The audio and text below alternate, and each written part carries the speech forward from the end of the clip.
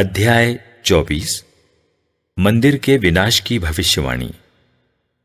ईसा मंदिर से निकलकर चले जा रहे थे कि उनके शिष्य उनके पास आए और उन्होंने मंदिर की इमारतों की ओर उनका ध्यान आकर्षित किया। ईसा ने उनसे कहा, तुम ये सब देख रहे हो ना? मैं तुम लोगों से यह कहता हूं, यहां एक पत्थर पर दूसरा पत्थर पड़ा नहीं रहेगा, सब ढा दिया जाएगा। जब ईसा जैतून पहाड़ पर पहुंचकर बैठ गए तो शिष्य एकांत में उनके पास आए और बोले, हमें बताइए, यह कब होगा? आपके आगमन और युग के अंत का चिन्ह क्या होगा? विपत्तियों का प्रारंभ। ईसा ने उन्हें उत्तर दिया, सावधान रहो, तुम्हें कोई नहीं बहकाए, क्योंकि बहुत से लोग मेरा नाम लेकर आएंगे और कहेंगे, मैं मसीह हूं, और वे बहुतों को बहका देंगे। तुम युद्धों की चर्चा सुनोगे और युद्धों के बारे में अफवाहें सुनोगे। इससे नहीं घबराओगे, क्योंकि ऐसा हो जाना अनिवार्य है, परंतु यही अंत नहीं है। राष्ट्र के विरुद्ध राष्ट्र उठ खड़ा होगा और राज्य के विरुद्ध राज्य। जहां तहां अकाल, महामारियां और भूकंप होते रहेंगे। यह सब विपत्तियों का आरंभ मात्र होगा। उस समय लोग तुम्हें पकड़वाकर घोर यंत्रणा देंगे और मार डालेंगे। मेरे नाम के कारण सब राष्ट्र तुमसे बैर करेंगे। तब बहुत से लोग विचलित हो जाएंगे। वे एक दूसरे को पकड़वाएंगे और एक दूसरे से बैर करेंगे। बहुत से झूठे नबी प्रकट होंगे और बहुतों को बहकाएंगे। अधर्म बढ़ने से लोगों में प्रेम भाव घट जाएगा, किंतु जो अंत तक धीर बना रहेगा उसी को मुक्ति मिलेगी। सारे संसार में राज्य के इस सुसमाचार का प्रचार किया जाएगा, जिससे सब राष्ट्रों को इसका साक्ष्य मिले, और तब अंत आ जाएगा। महासंकट। जब तुम लोग मंदिर में उजाड़ का वह विभत्स दृश्य देखोगे, जिसकी चर्चा नबी दानिएल ने की, पढ़ने वाला समझ ले, तो जो लोग यहूदिया में हों वे पहाड़ों पर भाग जाएं। जो छत पर हो वह अपने घर का सामान लेने नीचे न उतरे। जो खेत में हो वह अपनी चादर ले आने के लिए न लौटे। उनके लिए शोक जो उन दिनों गर्भवती या दूध पिलाती होंगी।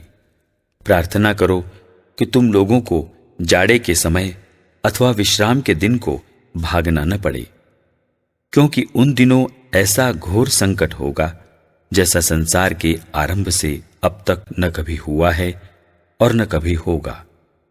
यदि वे दिन घटाए न जाते तो कोई प्राणी नहीं बचता, किंतु चुने हुए लोगों के कारण वे दिन घटा दिए जाएंगे।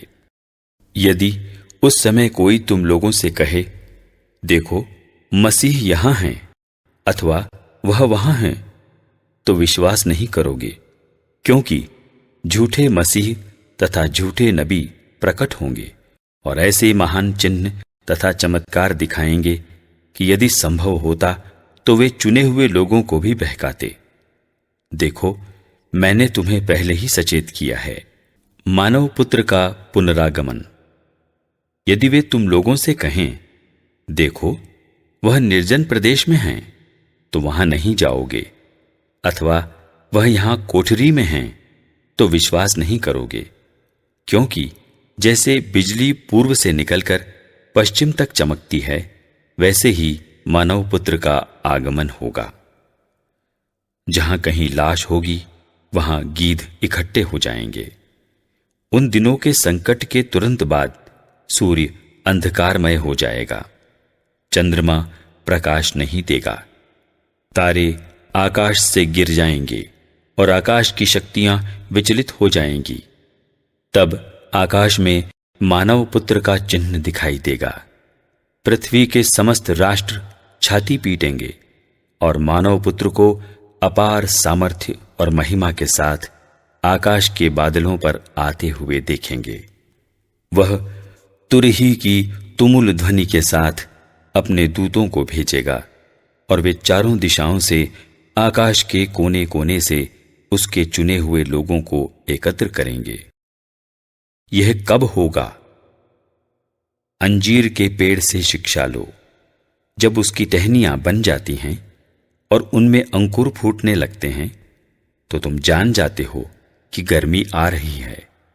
इसी तरह जब तुम लोग यह सब देखोगे तो जान लो कि वह निकट है, द्वार पर ही है। मैं तुमसे यह कहता हूं कि इस पीढ़ी का अंत हो जाने के पूर्व ही ये सब बातें घटित हो जाएंगी। आकाश और पृथ्वी टल जाएं तो टल जाएं, परंतु मेरे शब्द टल नहीं सकते। उस दिन और उस घड़ी के विषय में कोई नहीं जानता, न तो स्वर्ग के दूत और न पुत्र, केवल पिता ही जानता है। चौकसी। जो नूह के दिनों में हुआ था वही मानव पुत्र के आगमन के समय होगा। जल प्रलय के पहले नूह के जहाज पर चढ़ने के दिन तक लोग खाते पीते और शादी ब्याह करते रहे। जब तक जल प्रलय नहीं आया और उसने सबको बहा नहीं दिया, तब तक किसी को इसका कुछ भी पता नहीं था। मानव पुत्र के आगमन के समय वैसा ही होगा। उस समय 2 पुरुष खेत में होंगे, एक उठा लिया जाएगा और दूसरा छोड़ दिया जाएगा।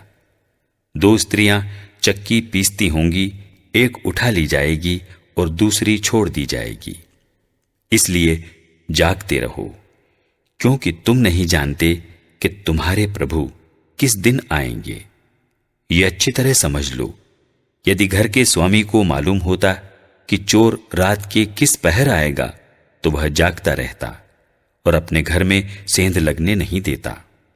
इसलिए तुम लोग भी तैयार रहो, क्योंकि जिस घड़ी तुम उसके आने की नहीं सोचते उसी घड़ी मानव पुत्र आएगा। ईमानदार और बेईमान कारिंदा।